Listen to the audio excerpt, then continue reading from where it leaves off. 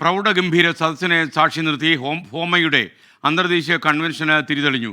Dominican റിപ്പബ്ലിക്കിൽ 3 ദിവസം നീണ്ടു നിൽക്കുന്ന കൺവെൻഷൻ കേരള നിയമസഭാ ഡെപ്യൂട്ടി സ്പീക്കർ ചിറ്റയം ഗോപകുമാർ ഉദ്ഘാടനം ചെയ്തു. കേരളത്തിന്റെ മുന്നോട്ടുള്ള പ്രയാണത്തിൽ കൈയയച്ച് സംഭാവന ചെയ്തിട്ടുള്ള സംഘടനയാണ് ഫോമയെന്ന് ഡെപ്യൂട്ടി സ്പീക്കർ ചിറ്റയം ഗോപകുമാർ അഭിപ്രായപ്പെട്ടു. വൻ ദുരന്തമുണ്ടായ വയനാടിന് അടിയന്തര സഹായം നൽകുന്നതിനും പുനർനിർമ്മാണ ശ്രമങ്ങൾക്കും ഫോമ എല്ലാ പിന്തുണയും ഉറപ്പു നൽകുമെന്ന് ഫോമ പ്രസിഡന്റ് ഡോക്ടർ ജേക്കബ് തോമസ് പറഞ്ഞു.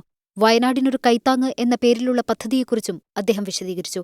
വയനാട് ദുരന്തത്തിൽ കഷ്ടപ്പെടുന്ന ജനങ്ങളെ സഹായിക്കാൻ ഫോമ വീടുകൾ നിർമ്മിക്കുന്നതിനോടൊപ്പം കൂടുതൽ ജീവകാരുണ്യ പ്രവർത്തനങ്ങൾക്ക് മുൻതൂക്കം നൽകണമെന്ന് ചടങ്ങിൽ മുഖ്യപ്രഭാഷണം നടത്തിയ അഡ്വക്കേറ്റ് മോൻസ് ജോസഫ് എം.എൽ.എ. അഭ്യർത്ഥിച്ചു.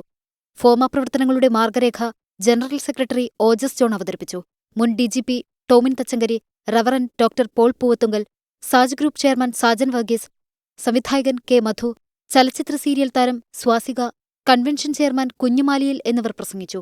അടുത്ത ടീമിലേക്കുള്ള ഫോമയുടെ ഭാരവാഹികളെ ഇന്ന് നടക്കുന്ന ഇലക്ഷനിൽ തെരഞ്ഞെടുക്കും. 24 USA